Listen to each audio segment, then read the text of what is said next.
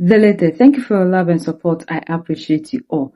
When African leaders rose up to declare the transatlantic slave trade to be the gravest crime that has ever happened in humanity, we had some nations rising to say no because we have other places that they believe suffered more than the Africans. So if they should all decide to agree that the transatlantic slave trade is the gravest crime against humanity, then they are not being fair to the other ones.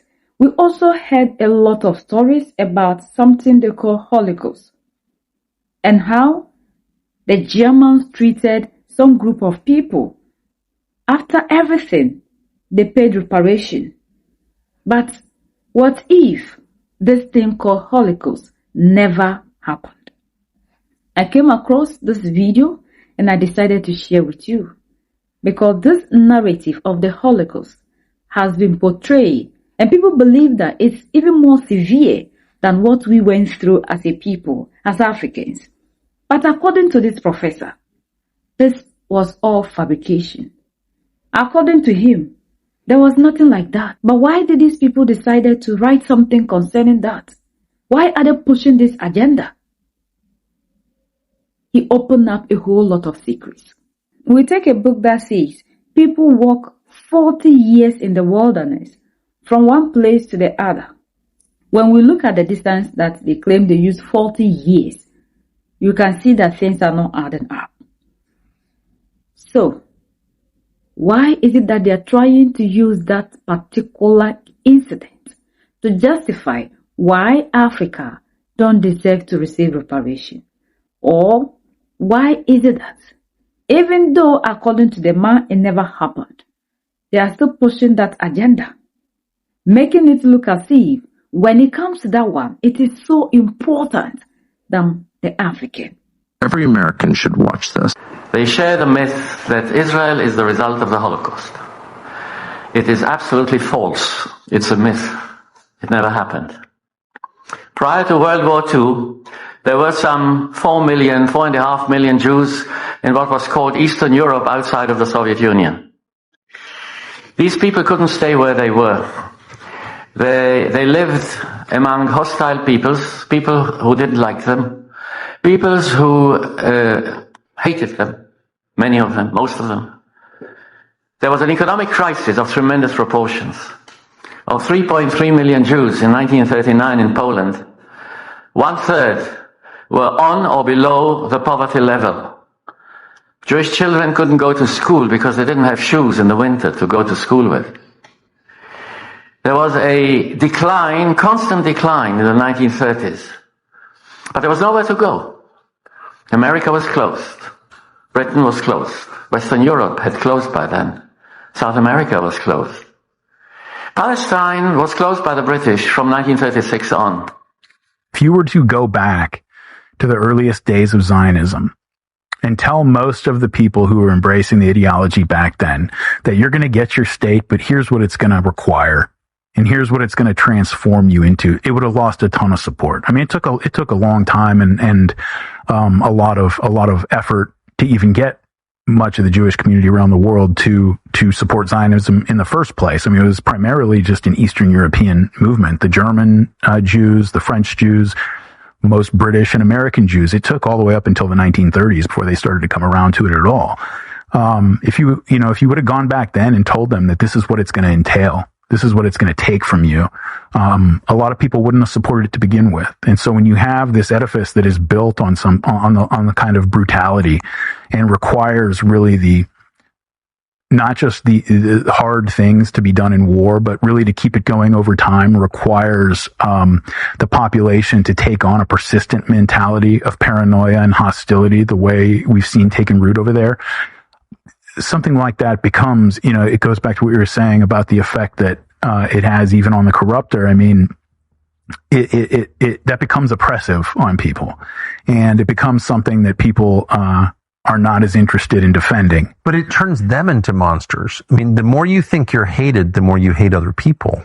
Right. Yeah, it always happens that way. I think George, but for all of us, George Kennan, when talking about the Soviet Union, he said something like, "I won't be as eloquent as he was, but that the privilege of every paranoid man to eventually prove himself correct. Right. And it's because when you believe everybody's out to get you, you interact with everybody as if they're out to get you, and then eventually they get tired of it and they're out to get you.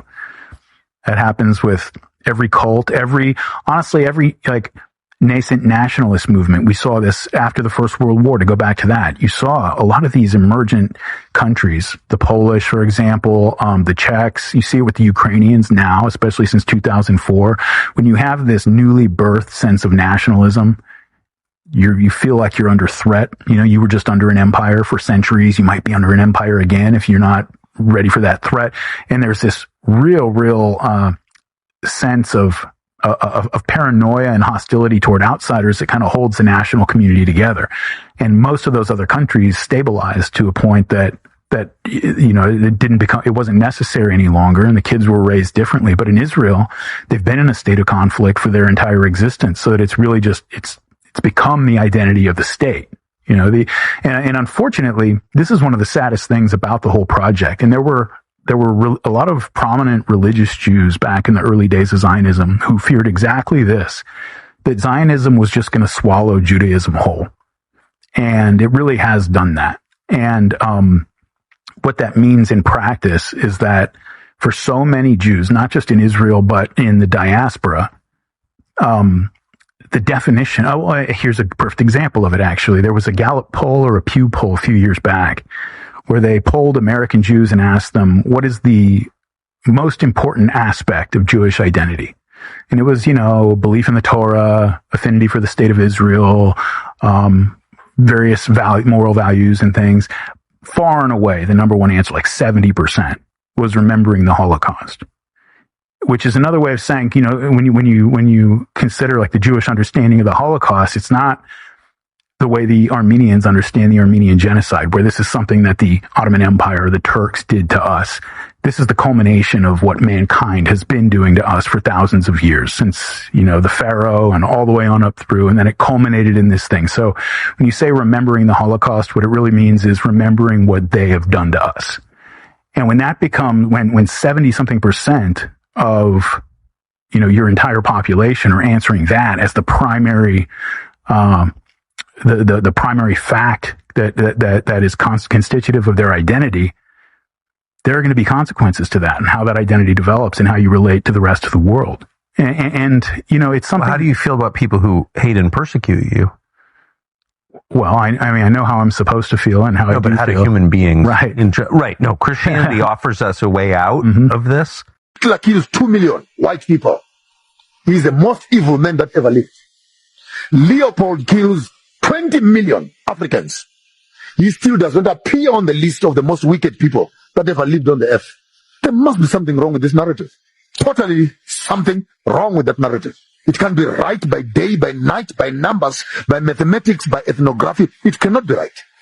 That the whole world watches the massacre of black people and says nothing. We have to understand something as Africans, that whatever that is written for us is not for the purpose of you and I. Majority of us fell into these kind of traps. So whenever we are even arguing over things, we tend to always look at what the oppressor has said concerning any other thing to justify why we think Africans are overstepping. We heard this thing all the time. How they suffered, what they did to them. We saw the documentaries, we saw everything. But this professor is saying something different. This is how our story, our history, our culture, our identity, and everything was taken away from us. And that was why the first people who even came into the continent to enslave us, the Arab slave trade, today is silent about. Like Captain Ibrahim Traore asks, why are they not ready to let us know what they did to us? Because they spent 1,000 years or over 1,000 years with us. Theirs was more brutal than what the Europeans did. Yet, we are only hearing of the European one, leaving the one that castrated our men, wiped out the black race, took millions of Africans, and today we can find none. It's the same thing that is happening with this story that we have heard for so many years. All that I want you to understand as an African is this is information age.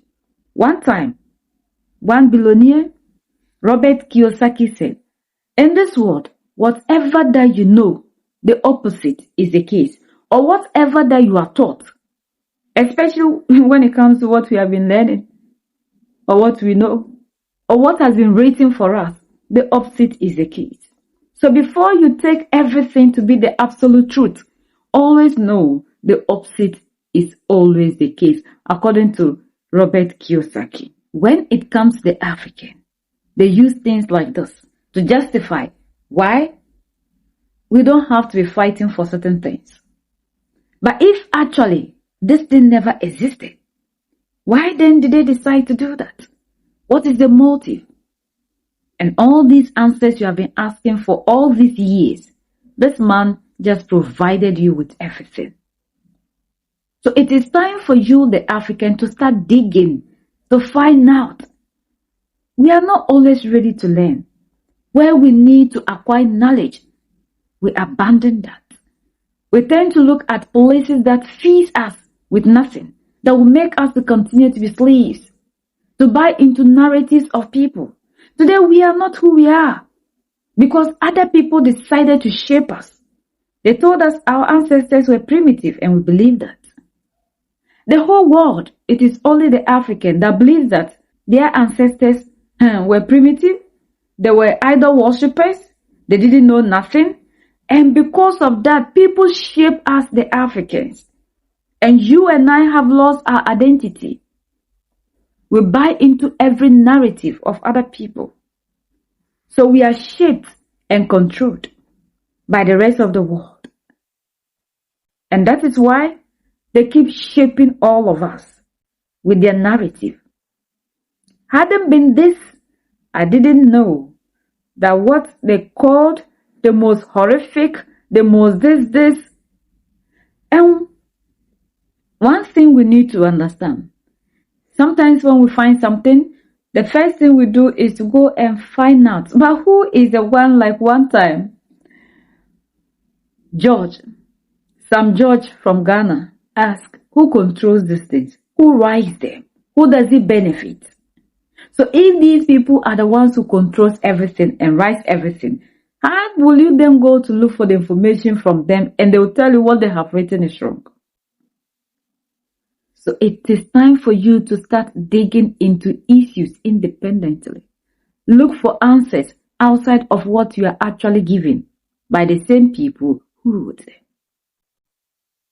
If Africa cannot have reparation because they believe that other people suffered just like us, when, like this man is alleging, never happened, then what does it tell us as Africans?